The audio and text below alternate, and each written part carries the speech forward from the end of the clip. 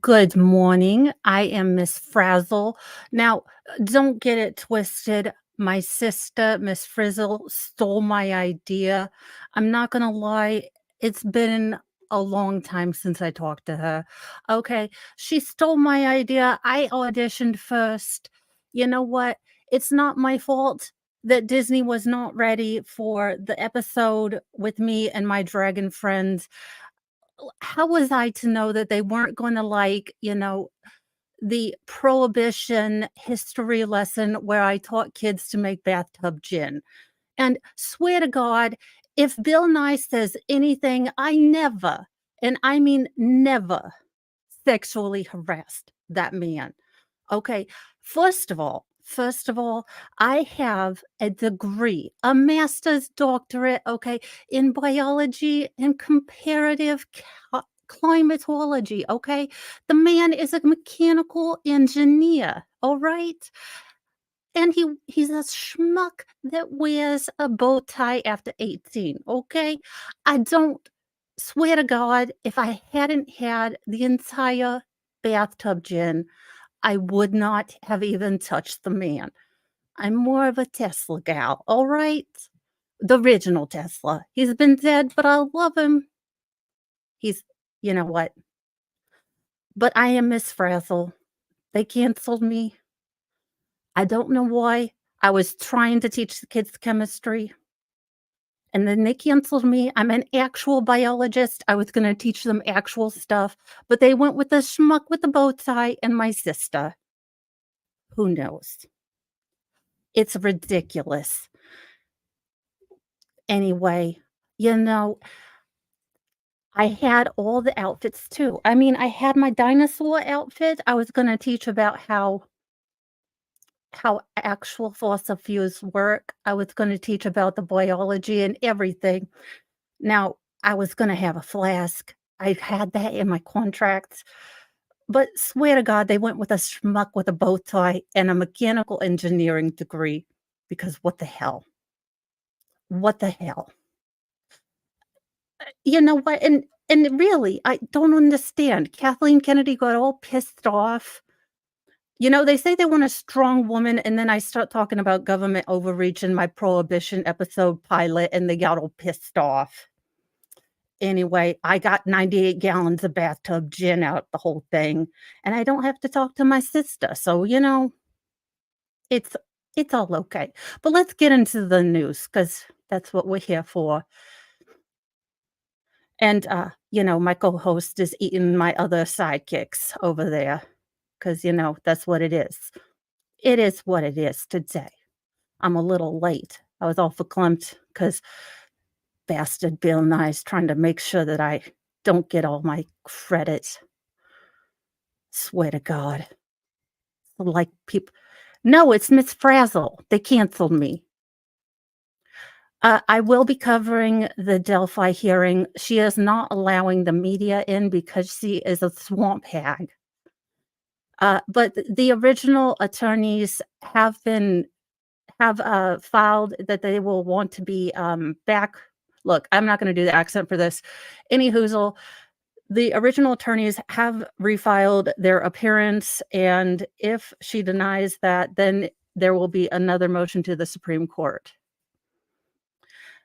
No, I'm Miss Frazzle. I'm her sister that got, canceled because I'm an actual biologist. And I was like, there's no spectrum. It's called chromosomes.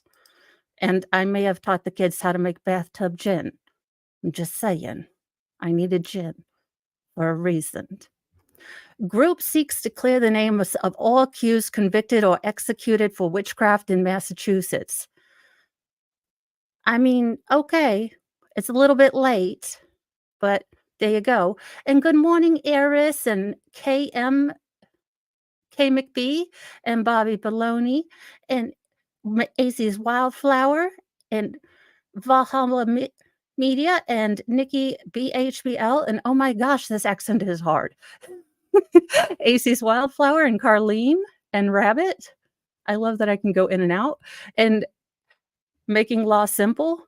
Look, I tried to put Fry in a costume. I have new bite marks. He does not like it. He said, "No costume, lady. Not whatsoever." He was like, "I will sit in."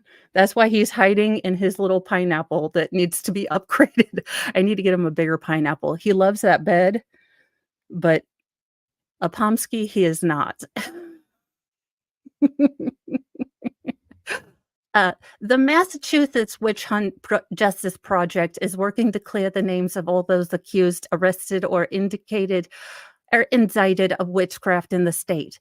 You know, maybe it's a long shot, but there's so much injustice in the world right now. Why are we worried about dead people?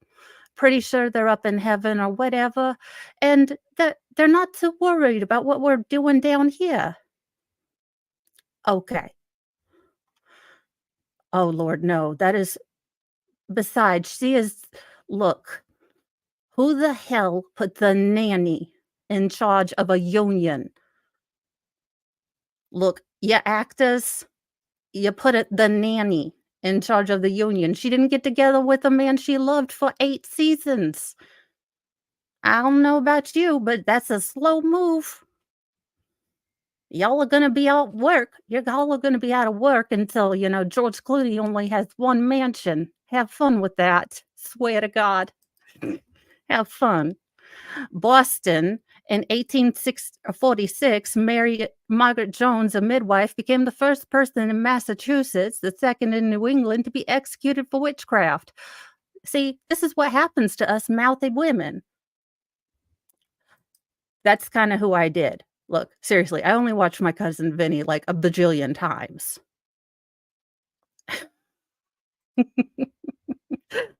Uh,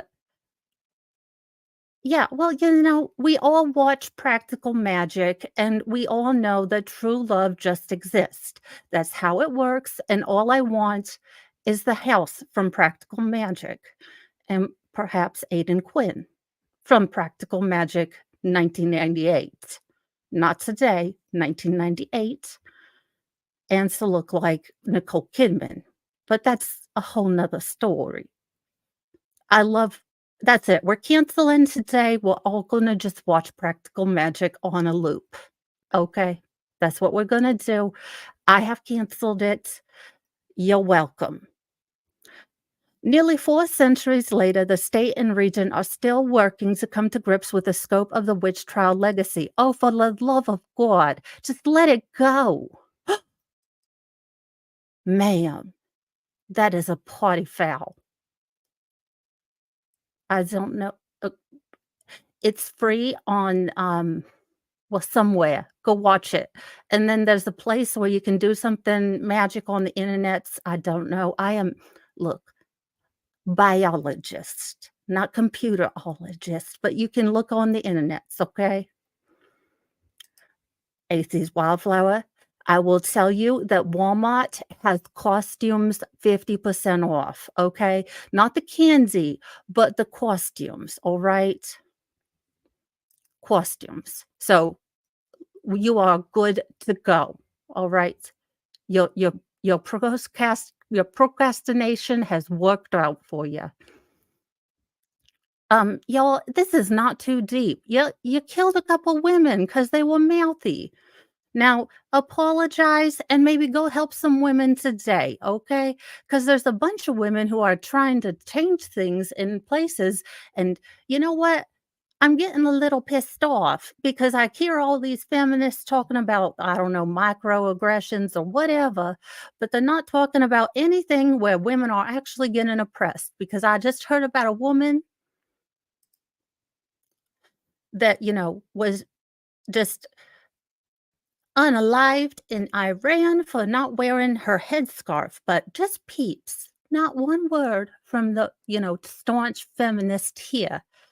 Maybe take your eyes off the past and work about, you know, women's rights in the places that we don't wanna talk about.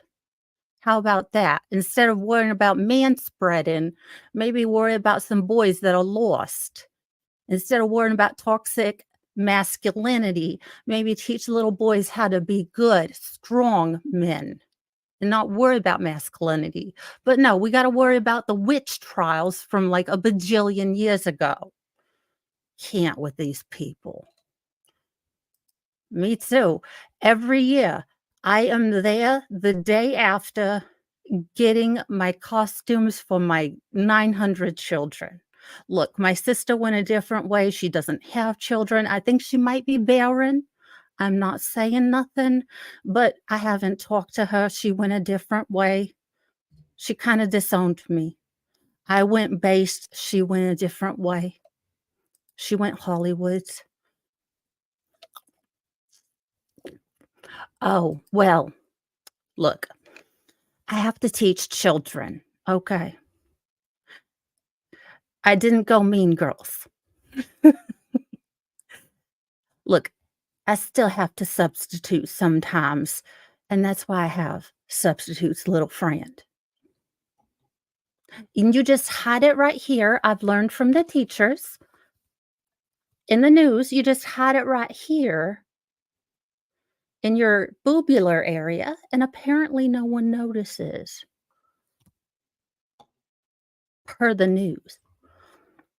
So, apparently that's a big just big deal for Massachusetts. We're just gonna deal with all the women's that again, perhaps there are things going on in the world. I'm dropping the accent for right now. Perhaps there are things going on in the world right now that we should deal with. If you have energy to fight for justice that you could deal with right now. But no, we would like to deal with, this.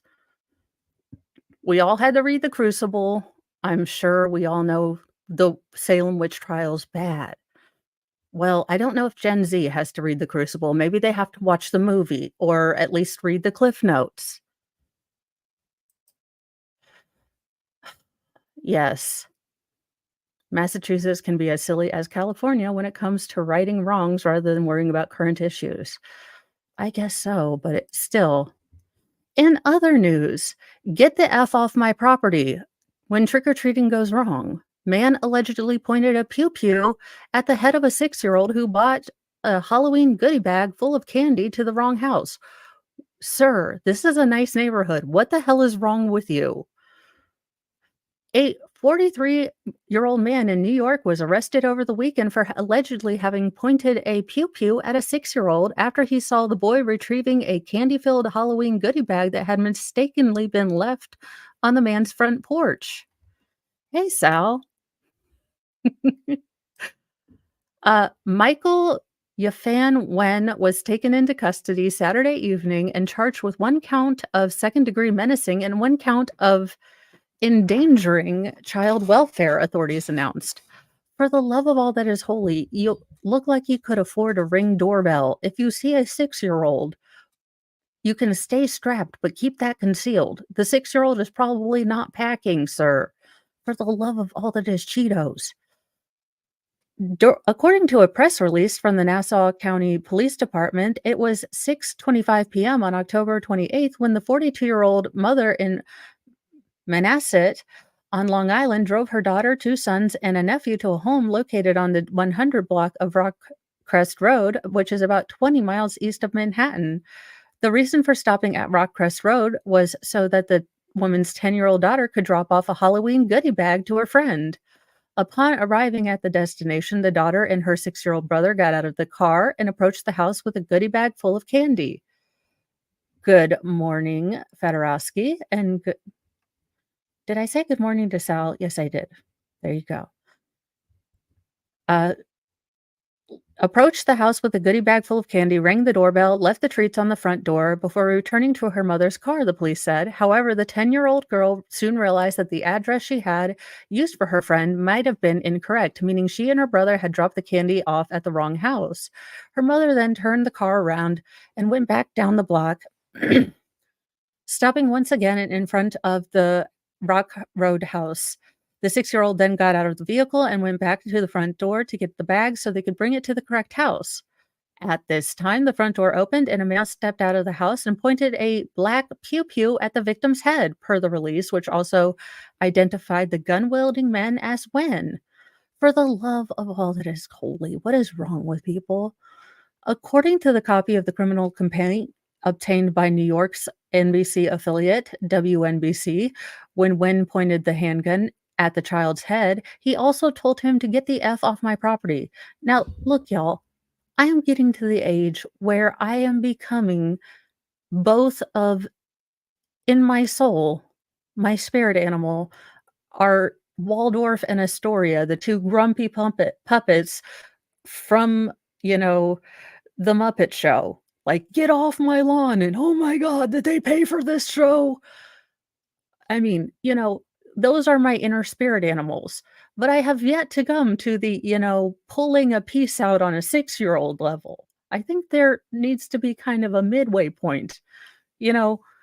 I've definitely come to the get off my lawn stage of, my life, but, not to the pull a piece out on a six-year-old level. I think we need to chill the F out a little bit if you wanna ask me, but I'm a mouthy redhead on the internet, so maybe don't ask me. Okay. Quote, it's supposed and WCBS spoke to several residents in the area who told the station that they believed children were playing a harmless game called ghosting, in which the kids ring a friend's doorbell, then run away, leaving bags of treat on the porch. Hey, it's better than, Billy Madison with the flaming poo bag. I know, right, Fed? I mean, we've mellowed. It really is sad. People sometimes don't mellow.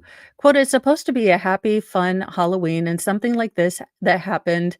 It's really terrible, just horrific." A Manhasset resident told WCBS, quote, "All the parents are talking about it when allegedly pulling a pew-pew on a child. It's very unnerving, very sad, and very upsetting." Wen's attorney, William Zhu, purportedly told CBS that the incident was just a misunderstanding and that his client realized it was a child on his porch. He immediately regretted his actions. Quote, "I think what happened yesterday was a total misunderstanding and a mistake. He and his family has been terrorized recently by constant banging on his door," Zhu told the station. Or Zhao. Look, the MLS law pronunciation guide says Zhao told the station he just opened the door and reacted strongly, telling the person to get away from his property. By the time he realized it was a kid, he started to regret. Wen pleaded not guilty at his arraignment on Sunday. His next hearing is scheduled for November 13th. So I'm sure that he doesn't feel great about it, but get a ring doorbell. If you are being terrorized, the police will need documentation of it. They'll need to be able to see things. So, again, the house looks really nice. I'm sure you can afford a Ring doorbell. Just my thoughts. Apparently, Robert De Niro is a schmuck. Who knew?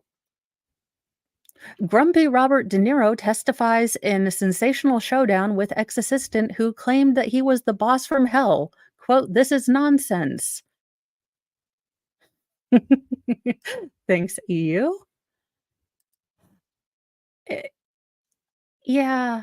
I mean, I feel bad for both parties, and here's why. If this gentleman has been terrorized, and look, we have had it around my neighborhood, we have a large population of teen kids who we keep on we have next door, which I call old people complaining Facebook, um, and people keep showing, like, I have these kids that keep ringing the doorbell at 1 a.m., and you have several people that keep telling these parents, "We are in rural Indiana. We are in the middle of, stay strapped, stay clapped kinda country, and these kids are gonna F around and find out one day."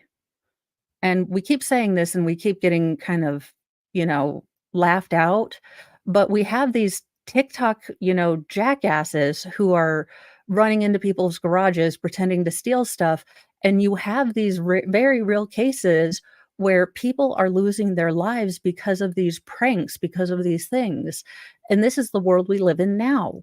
And if this man was truly being terrorized, and then this poor child comes up and, it was a case of mistaken identity, you have a powder keg of bad things that can happen.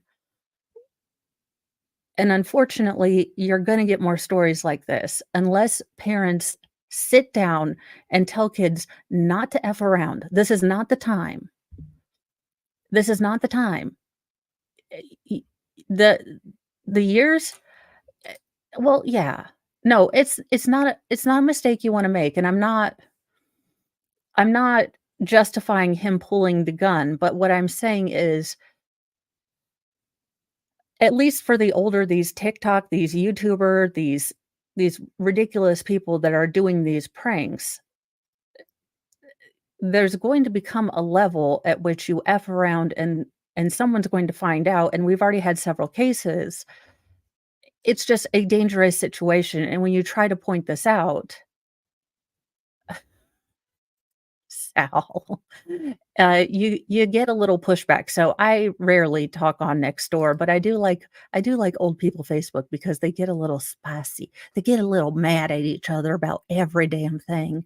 And then you get the one person like, "I joined this to be for positive influence." And I'm like, "Oh, you're new to the internet. I see." They're like, "Why is there all this fighting?" And I was like, "Oh, I see you're new to the internet. Allow me to explain."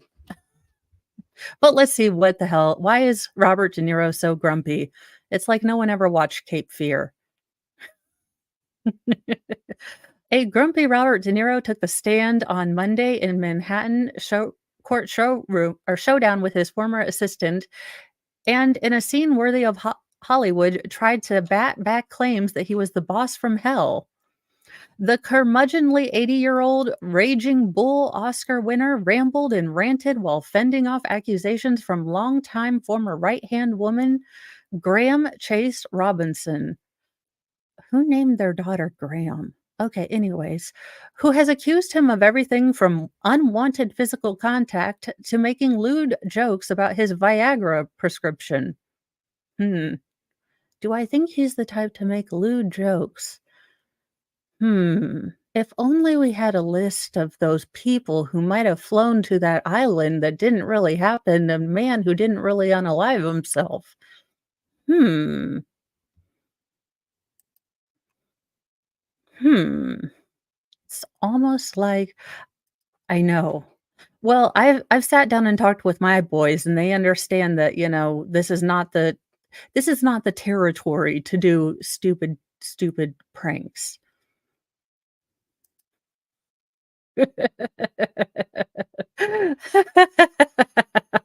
I'm not reading that out, but thank you, Fed. Small steps. Slowly wean yourself down. Uh, this is all nonsense, the legendary actor dressed in a green polo shirt and jacket wearing black glasses dramatically bellowed. Of course he did. De Niro's lawyer, Richard, Schoenstein Schoenstein had set the stage with his opening statements Monday, the first day of the actor's civil trial face-off with Robinson, when he acknowledged, quote, "This trial is going to be a little bit like a movie." De Niro and Robinson's now long-running legal battle kicked off when the Taxi Drivers Actors production company, Canal Productions, sued her in August 2019.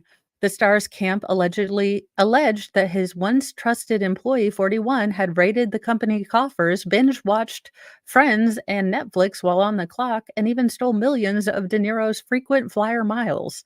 That heifer. Not his frequent flyer miles. How will he survive? Not his frequent flyer miles.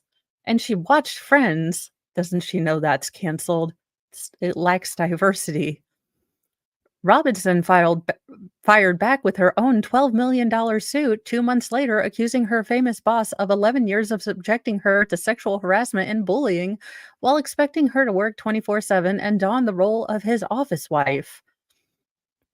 One of Robinson's lawyers, Brent Hanafan, told the jury that De Niro was, quote, "a really demanding boss." Is he demanding in millennial speak or demanding in 1995 speak? Is he truly expecting her to be on call 24/7, or is he expecting her to work a 9 to 5? Because I need to know what she means by 24/7, because according to Gen Z, 9 to 5 is 24/7. So I need to understand, what what calibration we're working here, because she's 41, so maybe she does actually mean 24/7, but I digress. He would berate her, make her life difficult, Hannafan said, and adding his client's job was to do what her boss, quote, "wanted when he wanted." Yes, that's called a job. It's called a gerb, if you will. He called Chase a B to her face repeatedly. Okay, that's not good. Those are not nice words. I can't believe that this man who threatened to punch, the former president out and called anyone who, vaguely disagrees with his political ideas, you know, all the bad things in the horrible world, I can't imagine he would be an unrelenting douche nozzle. Thank you for that, Bobby Baloney. I love the word douche nozzle. De Niro also had her perform demeaning, physically objectionable tasks, Hannafan said. One time, he asked her to literally scratch her back. I think he meant his back, but the lawyer said. When Robinson asked him why he didn't just use a back scratcher that was there, De Niro said, quote, "I like the way you do it," which means that she did it before, which is gross. I would not touch Robert De Niro either unless I was being paid and maybe and or married to him. It would have to be in a contract, Hannafan said. Robinson said she was also on the receiving end of De Niro's allegedly misogynist comments. Oh no, not misogyny! Including suggesting she could get pregnant using the sperm of a married male colleague. I mean, he was just helping her problem solve. I mean, who doesn't, help their personal assistant get pregnant with a married man's sperm? I mean, it's called networking, I think. Jiminy Christmas. Uh, quote, he would joke with Miss Robinson about his Viagra prescription. De Niro smirked to Miss Robinson about his young paramour who was around Miss Robinson's age. I mean, look, if you're De Niro and you can do it and you got money, I guess. But De Niro's lawyer fired back that Robinson, quote, always played the victim. De Niro, have you been in Hollywood lately? That is the only role that women play in Hollywood lately. It's strong woman victim. But chink. It's like you haven't been able to gather facts and notice patterns, Mr. De Niro. You're screwed. And painted her out as a money-hungry ex-employee. Quote, it's nice to work for a movie star, but it can be mundane, Showstein said in trying to downplay the tasks that his client may have asked of Robinson. Robinson started working for De Niro in 2008, but claims she was forced to resign in April 2019 after rising to the position of vice president of production and finance. She alleged in her suit that De Niro assigned her to, quote, stereotypical female job duties that were inconsistent with her job title.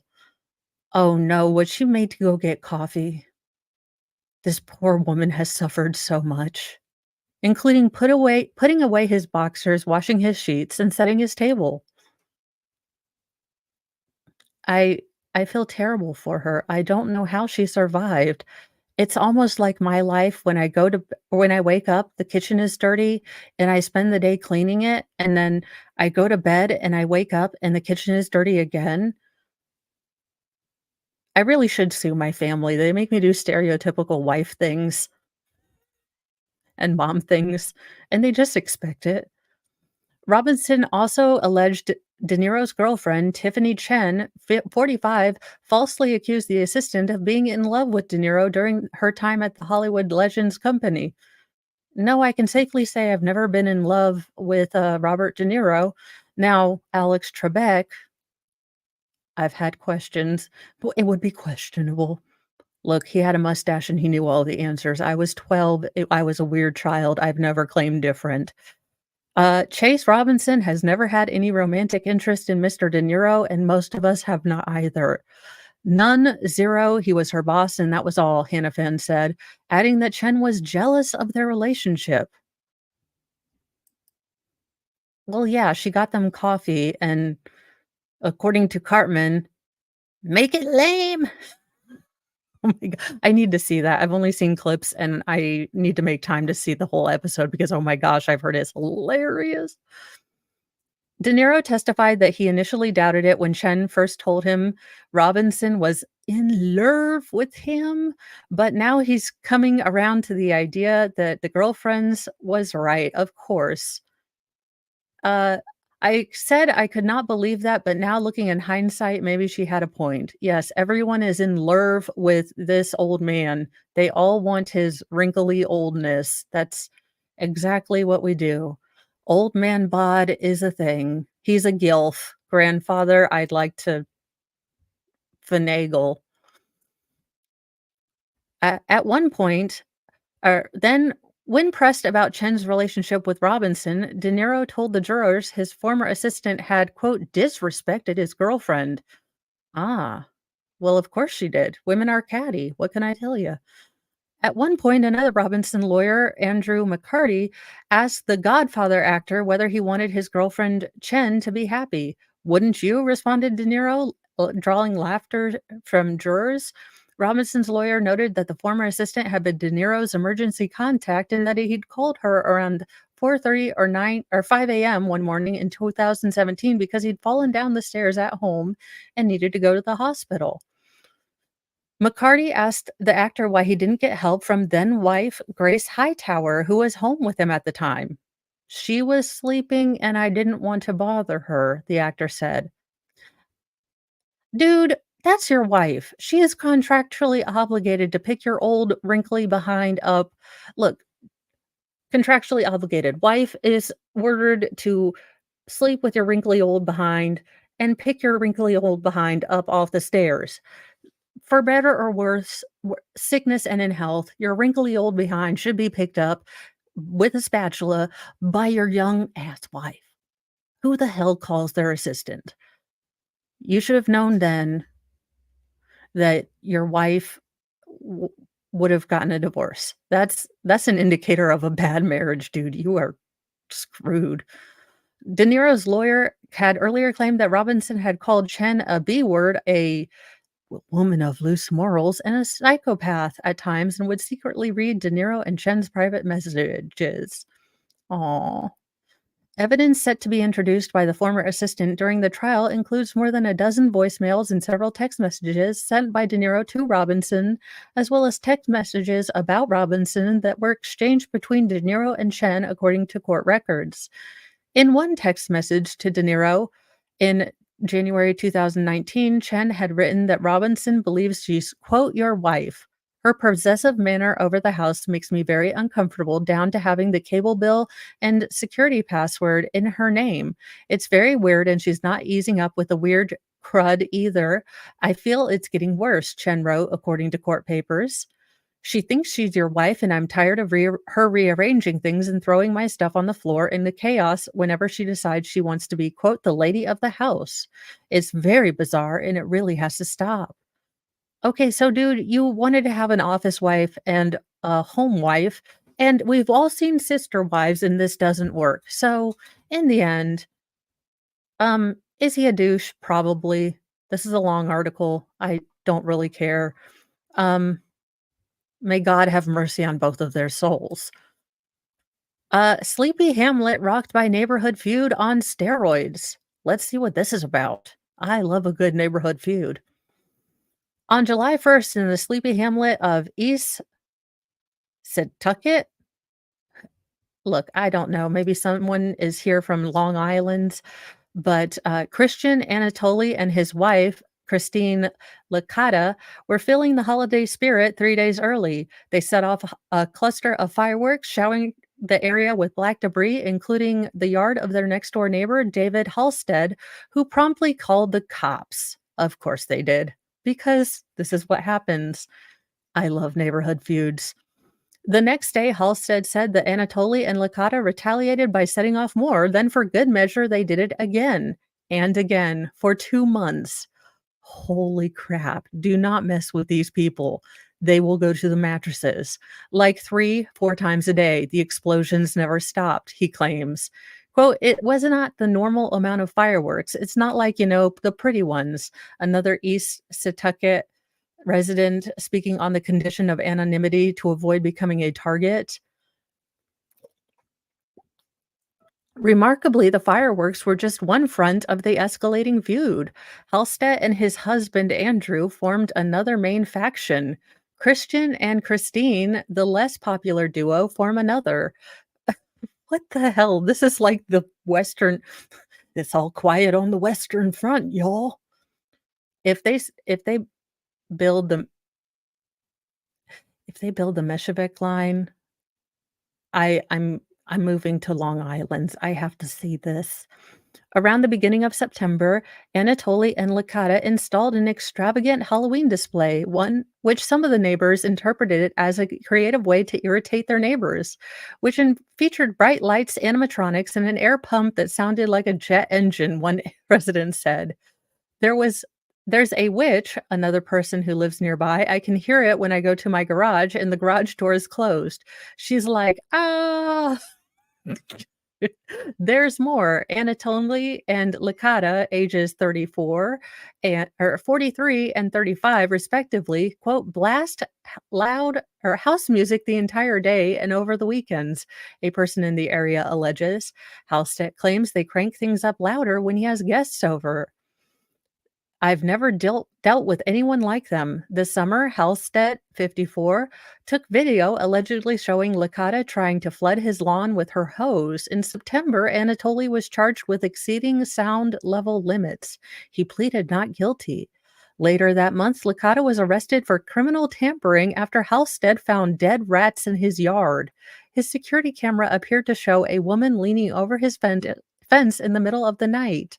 She also pleaded not guilty. On October 17th, Halstead said he received an unsolicited package that included a buzzing but vibrating toy, ultra stank gas relief, and Vasigil. Oh my God. Okay, so y'all, I'm going to tell you a story. It's a little story times because I've gone long today, but I may have a neighbor that likes to play karaoke loudly, and our house is audibly screwed. For some reason, the way our house is set up, the master bedroom, we can hear them even if they're fairly quiet, their backyard, it just audibly we're it sucks. I can hear them even if they're talking quietly on their deck. Now these people don't know the words quiet, but they decide that they wanna play Barry Manilow at, like, 3 AM on a Wednesday night. There is nothing more fun than Immigrant Song at 11 p.m. on a weekday, Nothing. But then they decided to add another level of ridiculous and started to do karaoke, and there's nothing worse than really drunk people trying to do Sonny and Cher or ABBA. Now, they have backed down because I made a formal complaint. I don't know why I didn't win my run for HOA. Any hoozle. Um, we have one of those Amazon bulk stores, like, if the bulk thing and the returns don't sell, I got one of those mystery boxes. Well, turns out that they were a dozen vibrating C-rings, and I told my husband that no one needs a dozen, I mean, we only have 10. I decided I was gonna get the HOA, little baggies with, you know, the vibrating C-rings, some, like, sample size of Astroglide, and I was just gonna say, "Merry Christmas. This is for the next time you screw us, so at least we'll have fun." Apparently, that could be considered sexual harassment. I asked my lawyer friend, so I didn't send them, and my husband said it was also inappropriate, but I was going to. It's like he always ruins my fun ideas, but they did it. He said he called DoorDash, and he said he was told the sender's name was, quote, Christine. Since July, the police have responded to at least 27 calls, including one of the two homes, according to public records. I've lived in New York for 20 years and I've never dealt with anyone like them, Halstead complains.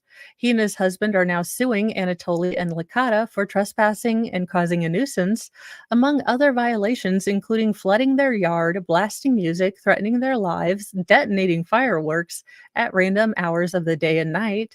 The lawsuit notes that Suffolk County judge posed an order of protection against Licata on August or October 11th. The Daily Beast saw a copy of the order, though Licata says she is not aware that it exists.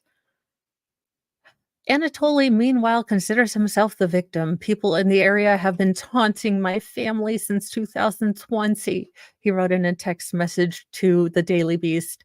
I'm a husband and father of three, and I was raised in a Christian household. My family likes to work hard and enjoy life. Most of the accusations about his conduct, he added, have been guilty and proven innocently and until proven innocent routinely. Yeah, I feel so sad for you, sir. Christine concurred with in a separate message, which she denounced the Halstead as a lunatic. He harasses the police department, which in turn makes them harass us. This man is sick, and there's no reason for his anger. We're very afraid. She denied virtually all of her neighbors' claims, saying she and her family only occasionally set off fireworks and haven't set off any this month. Uh, well, they haven't set off any fireworks this month. It's been a banner ye it's a Halloween miracle. And the Halloween decorations are reasonable, that they don't play excessively loud music. Look, get a decibel meter, Mr. Halstead. That's what I did. I showed it to the other HOA members who said I was being irrational. I played video of how loud it was in my master bedroom with the decibel meter. It's about 30 bucks on Amazon, and it was comparable to a jet engine plane going off. So just have the receipts. I also documented every time they were playing music and had that in a spreadsheet, well, on a calendar. Just have documentation, dude.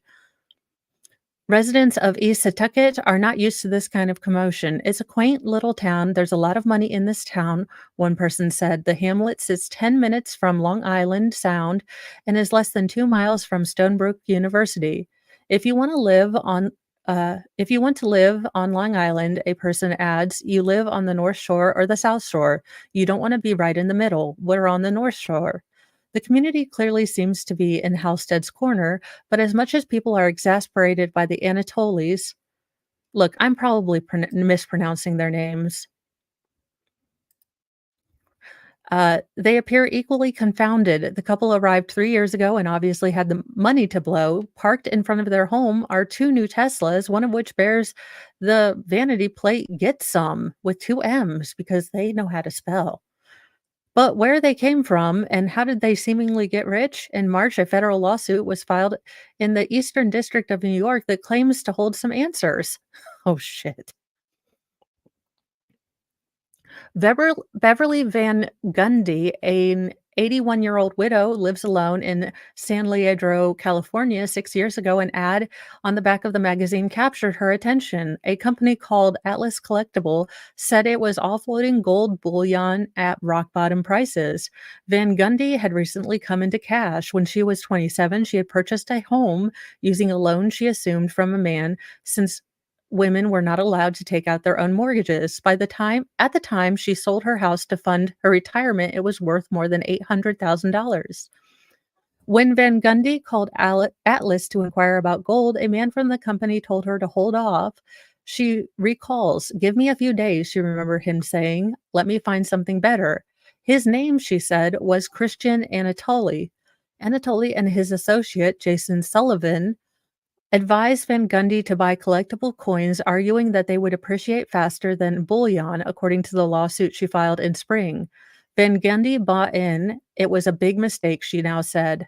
Anatoly, in particular, wooed her with what she felt what felt like kindness. Quote, "He was very smooth talking. He never gets upset," she said. "He talked to me for hours about his family, and I talked to him about my family. We got to be more like friends." And it always ended up with him making a deal. In all, Van Gundy's lawsuit said that she did 91 deals with two men totaling to 500,000 $660,000. They allegedly even persuaded her to shift her, quote, "conventional investments into additional coins," telling her that she was receiving the items at a dealer's cost. In reality, she was paying huge premiums. One purchase, an 1881 Morgan silver dollar, was marked up an astonishing 2,350%, the suit claims. The actual combined value of her purchases, just 38% of what she had spent, she says. "I have a disadvantage," Van Gundy explains. "I'm a Christian, so of course I believe what someone says." No, you don't. You don't believe what people say. You research and you don't invest in things you don't understand, you ding dong. Ma'am, I've never had a lot of money in my life. Then you research things. You do not invest in things you don't understand. That's like Mr. Mo's mom. God love her, but she watches all the TVs.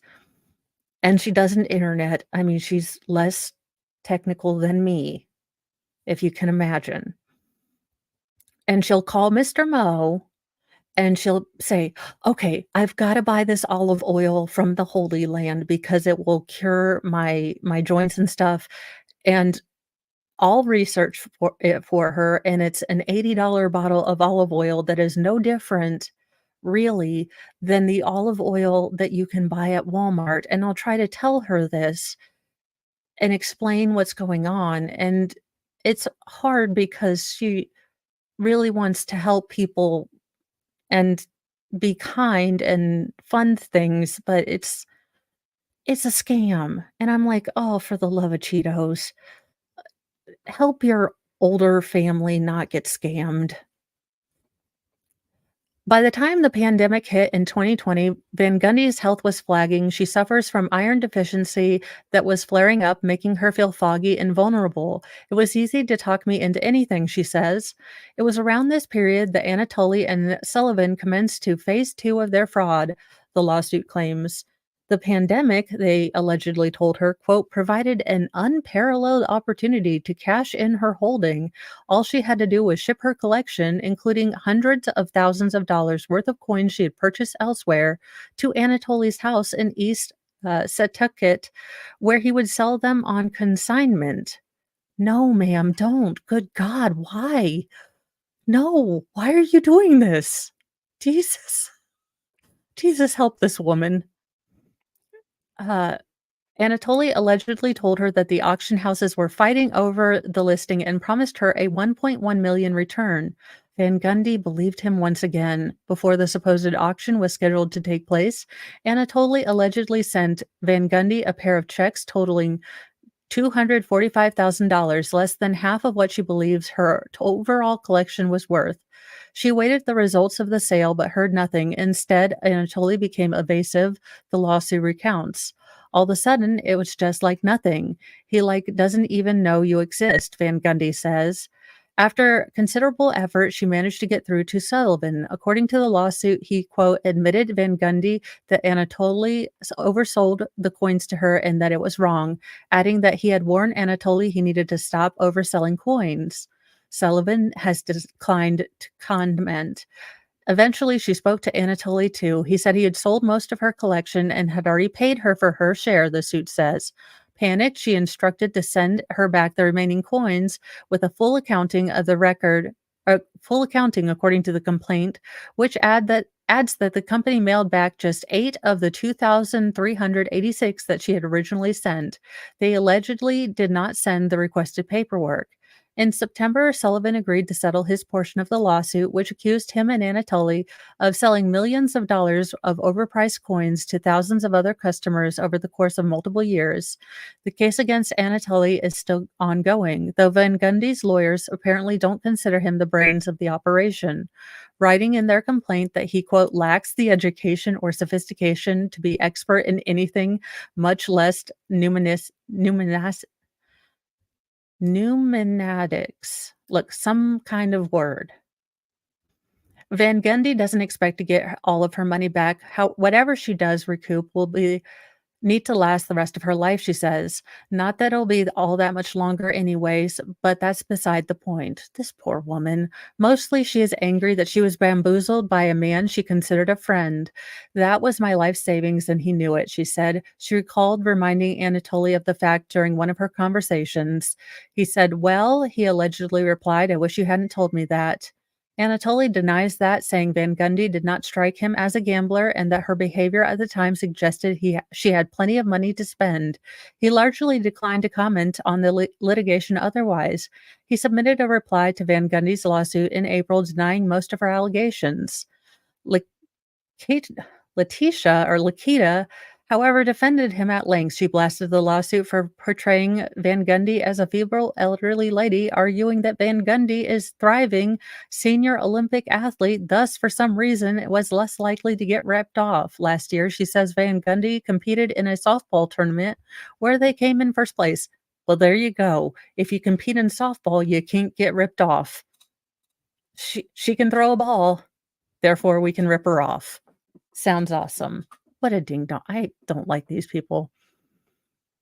Van Gundy confirms that she won a tournament in her age group. She, in fact, noted excitedly that her team also won a tournament this October. All of us are on our team are 80 and over. It was a great game. We were eighth behind in the last inning, and we came back and won it. Due to her health, someone had to run bases for her.